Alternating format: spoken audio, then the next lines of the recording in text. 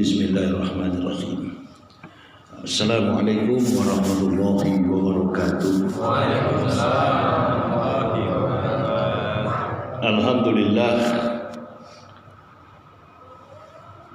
Alhamdulillahillazi arsadal ukula ila tauhid wa hadaha wa audaha adillata wahdaniyati wa jallaha wa abtala bi warahil haq subhal batin. Ashhadu an la ilaha illallah wahdahu la syarikalah wa ashhadu anna sayyidana Muhammadan abduhu wa rasuluhu allazi la nabiyya ba'da.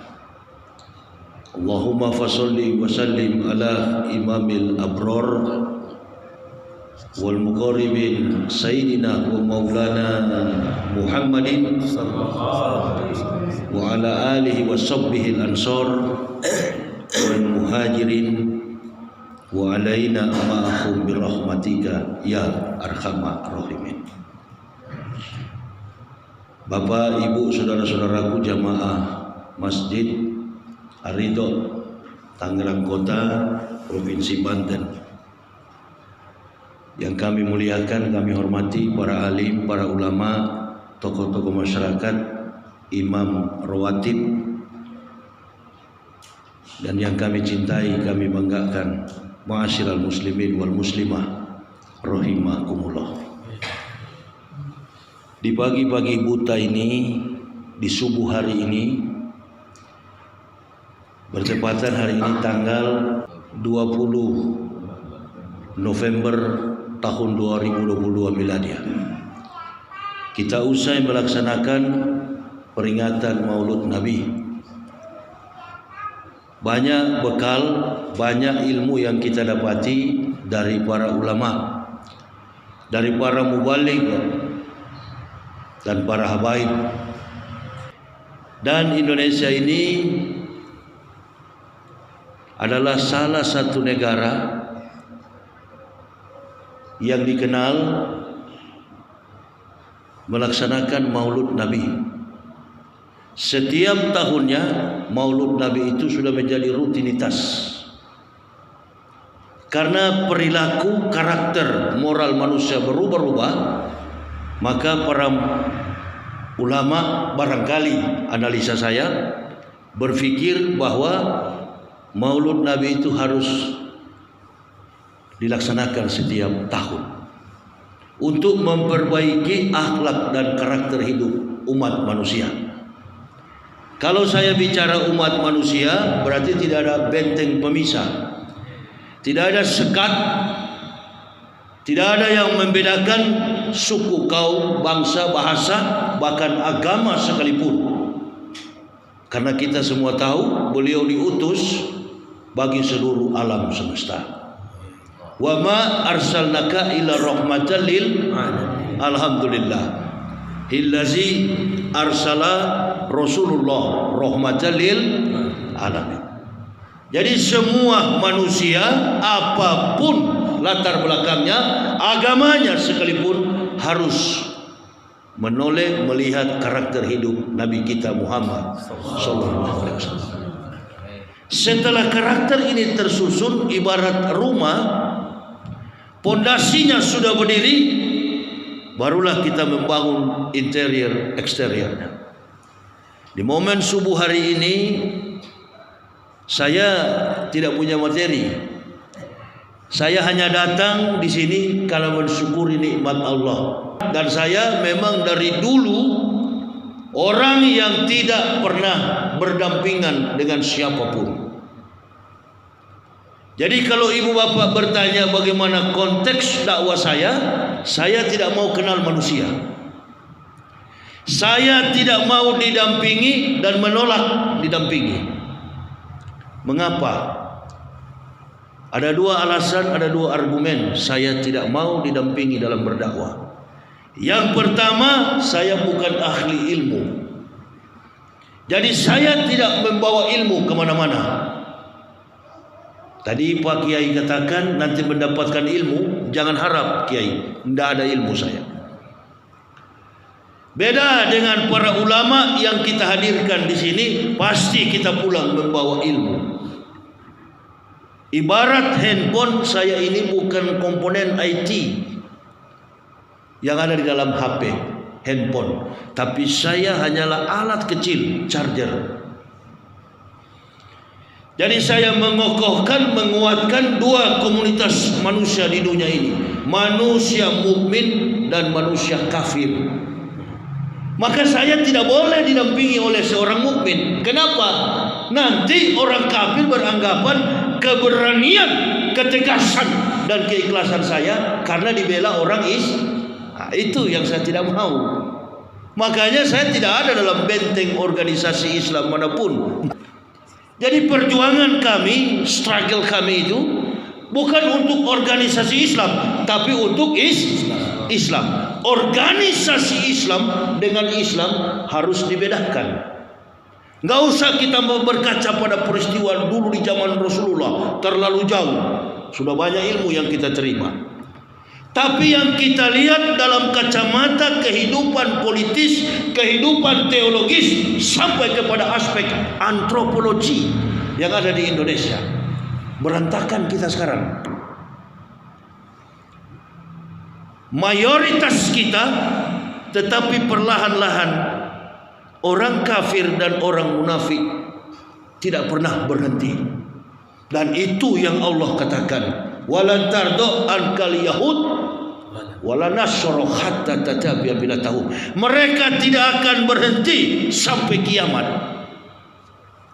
Manuver politik mereka luar biasa. Sementara kita sebagai muslim mudah sekali diadu domba.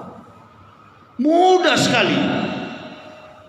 Saya hanya berpikir secara pribadi, bagaimana Islam di 2004 ke depan nanti. Hati-hati Bapak Ibu, yang kita hadapi sekarang ini dilema yang sangat besar. Satu kali ini kita gagal, selesai Islam ini. Insya Allah, habis Islam ini. Dia hanya nama, tapi ruhnya hilang.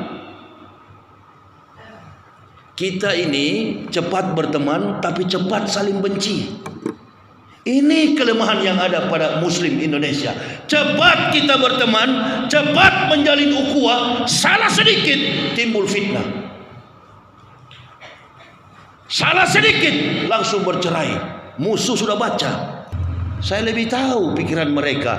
Saya lebih tahu sepak terjang mereka. Saya lebih tahu siasat mereka. Dalamnya laut gampang kita ukur menggunakan sau jangkar, tapi dalamnya hati orang ini berat sekali. Ini sulit diukur. Apalagi bicara politik, hari ini kawan, besok jadi lawan.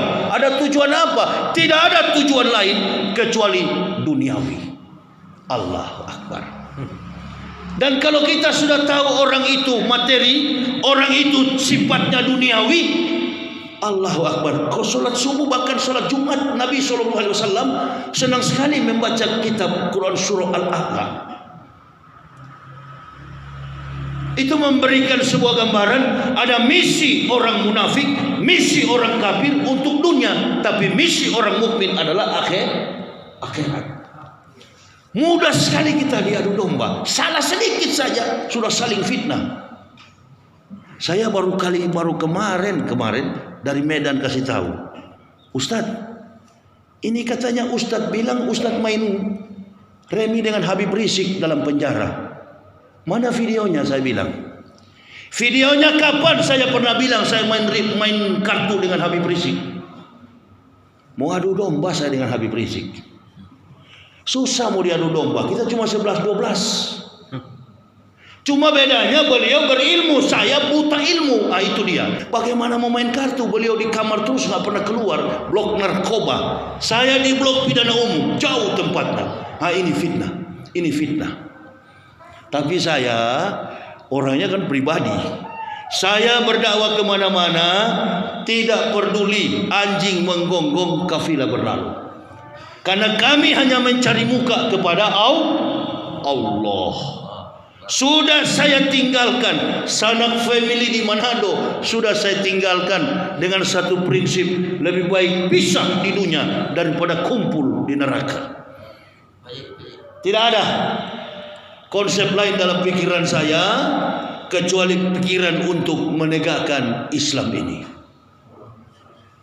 Sendiri saya. Dari dulu saya berjalan sendirian. Dan saya orangnya tidak mau bergabung dalam organisasi manapun bentuknya. Mau NU, Muhammadiyah, Al-Wasliyah, Naqsabandiyah. Tadi Pak Imam baca kunut, saya juga aminkan dari belakang. Kemarin di Purwakarta imamnya tidak pakai kunut, saya juga tidak pakai kunut, saya juga aminkan. Sama kita bersaudara. Tetapi di balik kemajuan tegaknya Islam, ini kan tanda-tanda kekuasaan Allah ini mulai nyata bagi umat Islam. Nyata sekali. Orang-orang kafir, orang-orang munafik sudah ditelanjangi oleh Allah. Sampai jenderal 2 bintang tumbang. Itu karena kekuasaan tanpa demo, tanpa kita ada demo. Yang kedua, saya mau katakan kita berilmu, tinggi keilmuan kita, tapi kita tidak bijak menyikapi kekuasaan Allah. Maunya pakai kekuatan kita. Ibu bapak, saudara-saudaraku, kalau kita pakai kekuatan kita, kumpul kita, berapa ronde kita demo, adakah kita menang? Bahkan yang kita perjuangkan dulu Prabowo menang, tapi Jokowi yang dilantik oleh Allah Subhanahu wa taala. Karena apa? Kita suka mau diadu domba. Saya tidak suka berjalan pakai kelompok. Kemarin saya ngobrol melalui telepon dengan Haikal Hasan Babe. Ustadz, daerah Eropa termasuk Inggris, kawan-kawan saya sudah mulai ambil konsep baru. Konsep apa Babe? Mereka itu sudah tahu bahwa dunia ini akan kelam, dunia ini akan kalut, bahkan dunia ini akan goncang di tahun 2023. Mulai timbul kelaparan dan lain sebagainya. Saya bilang tidak usah banyak teori Babe, Indonesia nggak bakal begitu, titik. Indonesia dilimpah ruahkan Allah, bukan cuma berkah materi, bukan cuma sumber daya alam. Indonesia dilimpah ruahkannya dengan nikmat mayoritas di mana banyak Muslim, di situ pasti ada pertolongan. Kita diam saja dalam hal begini. Bukan kita anti demo, tidak. Artinya kita pekah membaca pertolongan Allah. Kalau Allah lagi kerja, jangan kita ganggu. Pak Imam lagi baca ayat, ada orang ganggu di sini, terganggu nggak Pak Imam? Terganggu. Ada satu masjid saya kepergok berkelahi, saya mau ceramah, masjid berkelahi. Imam baca ayat, imam mengaji, di belakang juga pimpin sholat maghrib, ribut orang. Imamnya mimpin sholat, di belakang juga mimpin sholat. Wahabi punya kerja ini. Ini musuh dalam selimut, ini yang bahaya. Kalau orang kafir kan kita nggak terlalu bahaya. Ada Matius, Markus di kompleks ini, sudah kita tahu dari namanya kafir. Nah ini yang bahaya di dalam masjid begini, bidah kafir kepada sama-sama Nah ini tikam dari dalam, enemy in the blanket, musuh dalam tikam dari dalam, musuh dalam selimut. Ini Wahabi betul-betul. Kalau kita lihat YouTube, tidak ada persoalan lain kecuali berdebat dengan sama-sama Muslim. Nggak ada orang-orang ahlu sunnah begitu dari zaman dulu. NU dan Muhammadiyah, NU melaksanakan hari besar Islam Maulud, nggak pernah keluar dari mulut Muhammadiyah NU itu bid'ah, NU itu salah, nggak. Karena mereka tahu NU dan Muhammadiyah bersaudara. Nah saya dari kafir jangan ke NU, jangan ke Muhammadiyah. Sudah saya di tengah-tengah. mengambil alih untuk mempersatukan kita. Pakai kunut silakan, tidak pakai kunut silakan. Tapi persoalannya, mari kita sabar tunggu kekuasaan Allah.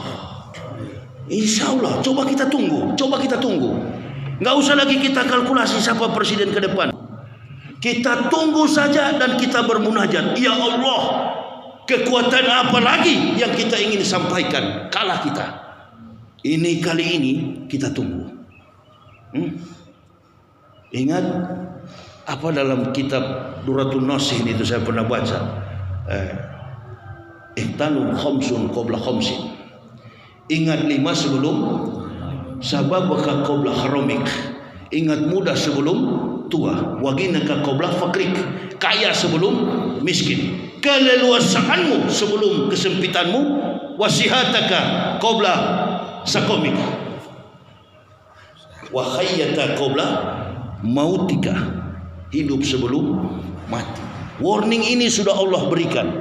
Artinya kita sudah nggak kuat sekarang. Coba kalau kita bikin demo 10.000 di depan, besok berbaris-baris tentara dan polisi 10.000, dia domba lagi kita. Orang kafir itu bermainnya landing stand. Dia bermainnya di bawah tanah.